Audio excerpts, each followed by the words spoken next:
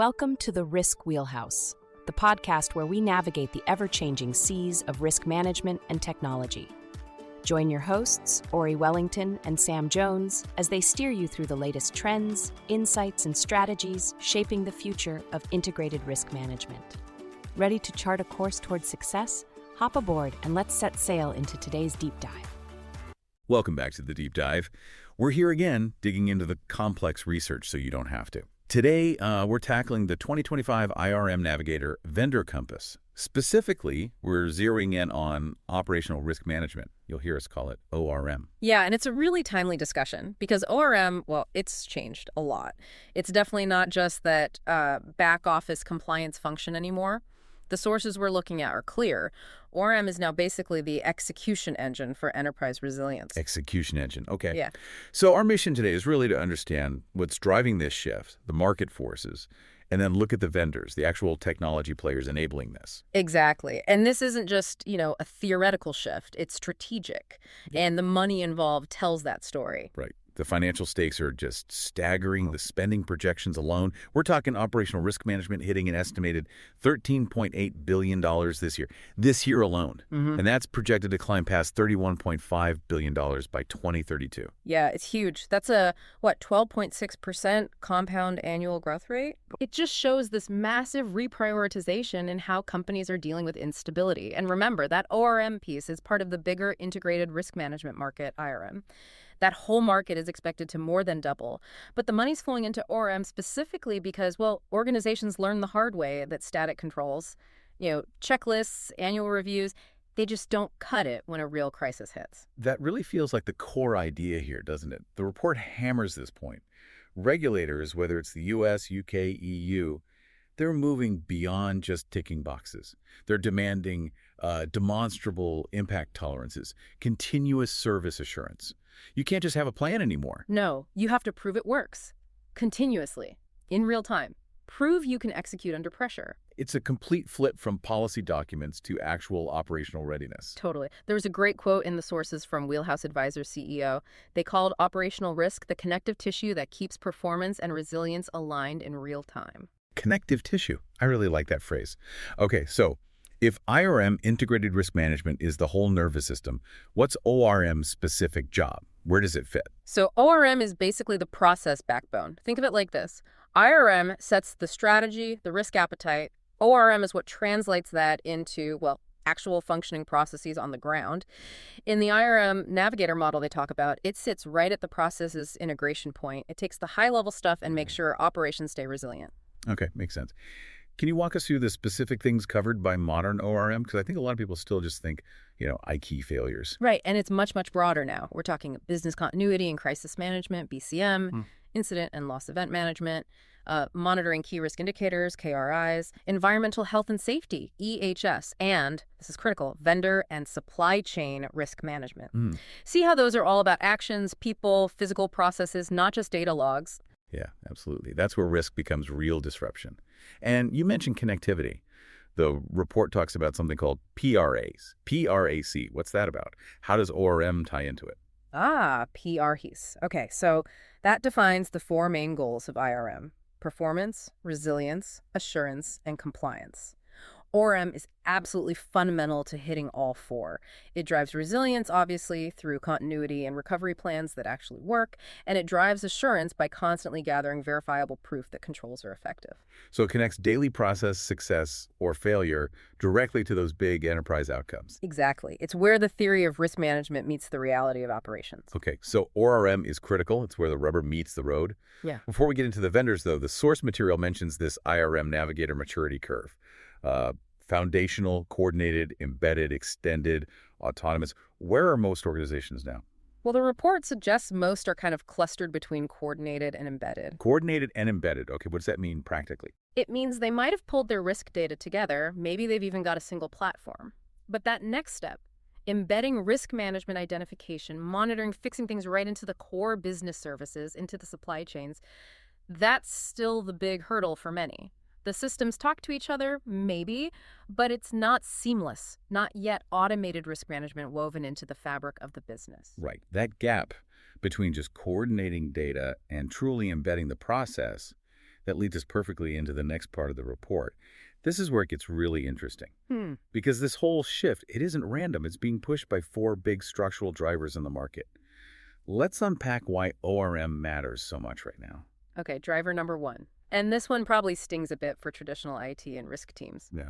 The market has shifted decisively. It's moved from rewarding vendors for software features to rewarding them for delivering measurable business outcomes. Buyers are just tired of fragmented systems that take tons of manual work just to spit out a compliance report. And there's data on that frustration, isn't there? I saw that Risk.net finding.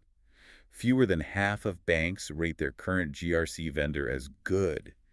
That's pretty damning. It really is. It shows that fragmentation, having one system for compliance, another for third-party risk, another for BCM, is just too expensive. Yeah. Not just in licenses, but in actual operational failures. So now buyers are saying, prove it. Prove you can cut my recovery time by X%. Show me how you reduce incident loss severity because you connect claims and incident data. So the conversation shifts from, do you have this button, to can you guarantee my SLA? Precisely. And that leads right into the second driver. Resilience is operational now. It's not just an IT thing anymore.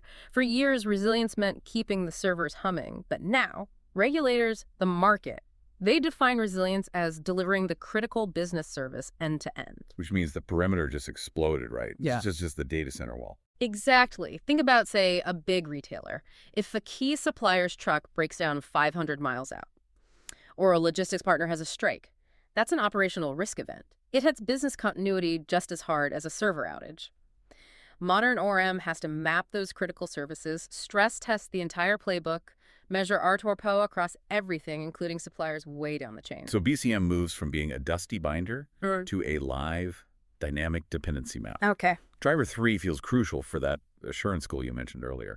Assurance-grade automation is the new baseline, Yeah. not optional. Yes, we're past basic automation. Things like continuous control monitoring, CCM, that's just table stakes now. But the key word is assurance grade. What does assurance grade really mean, though? Are you ready to see risk management in action? At Wheelhouse Advisors, we've launched a new YouTube channel dedicated to integrated risk management.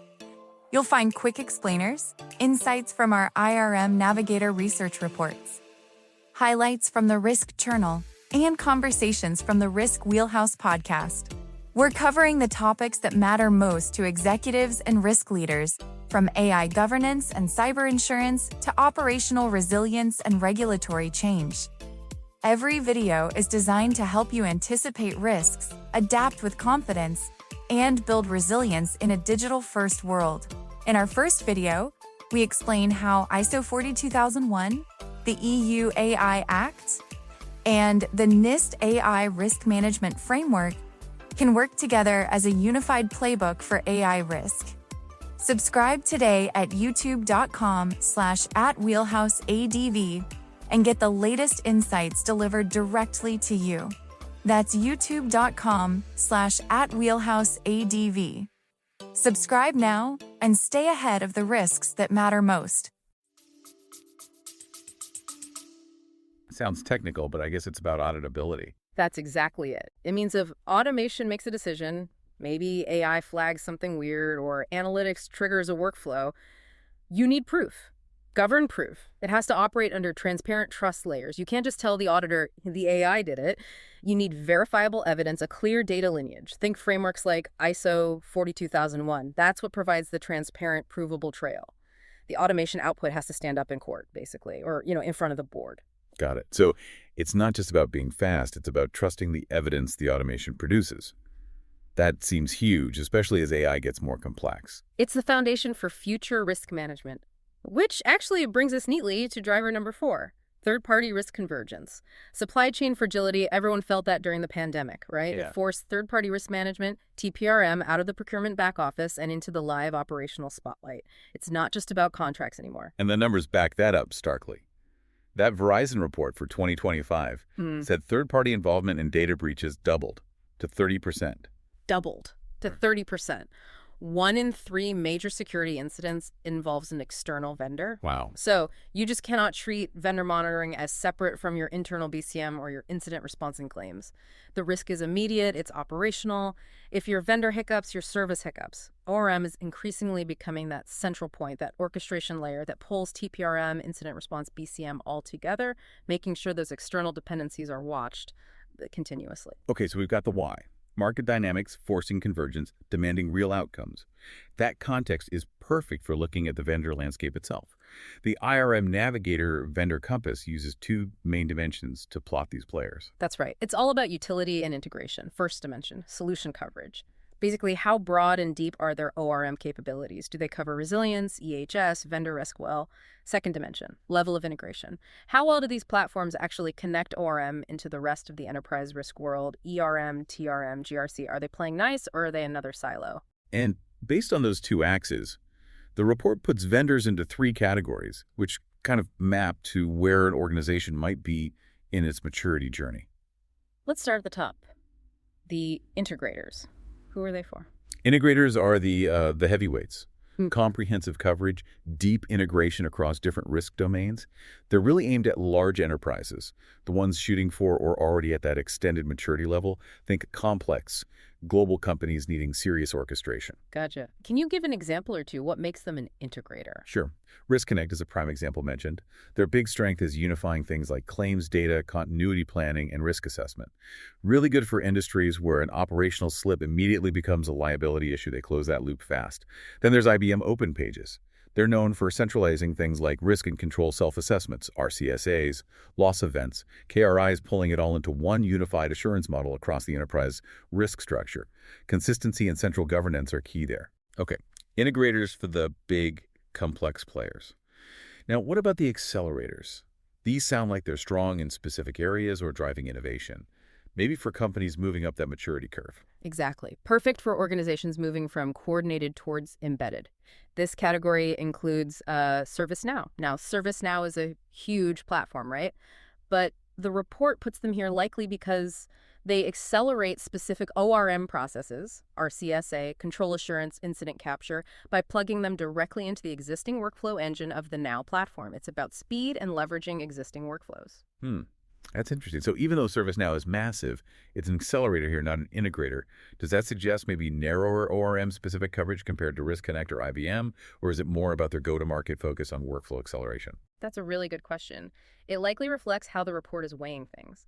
While they have broad capabilities, their superpower is embedding risk tasks into existing IT and operational workflows very quickly. That speed of embedding is often the biggest bottleneck for those mid to large firms trying to mature. So Accelerator fits that impact.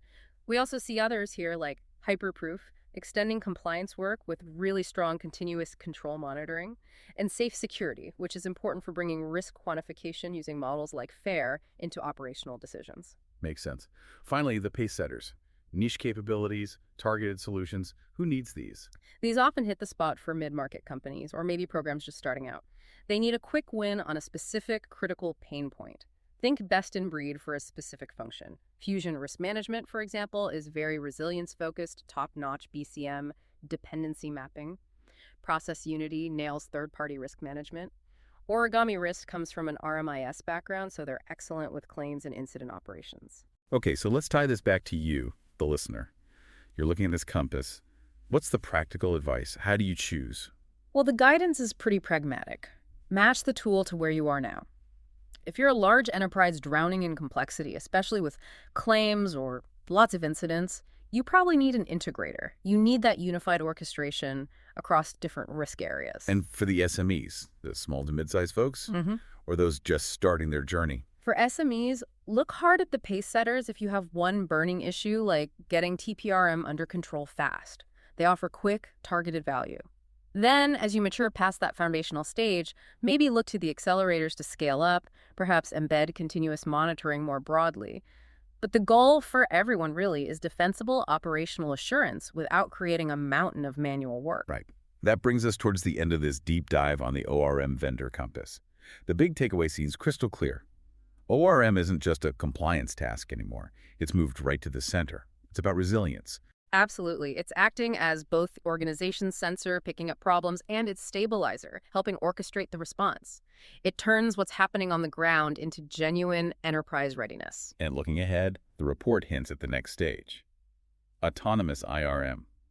Sounds futuristic, but it's where things are heading. Yeah, think AI native runbooks. Systems that don't just detect issues, but instantly simulate the impact, figure out the best response, and kick off mitigation, all with minimal human touch.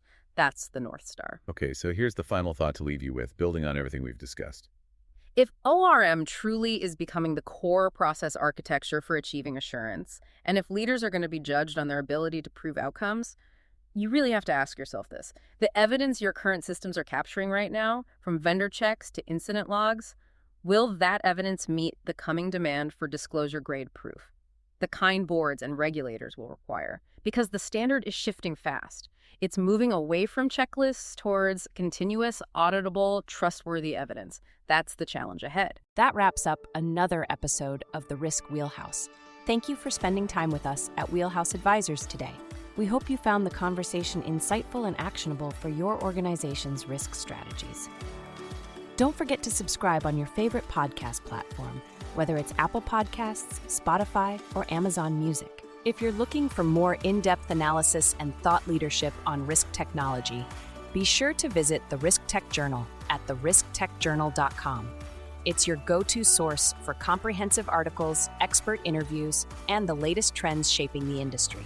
Subscribe today to stay informed. For any inquiries or feedback, please contact us directly at info@wheelhouseadvisors.com, or feel free to connect with us on LinkedIn and x.com and share your thoughts or suggestions for future topics.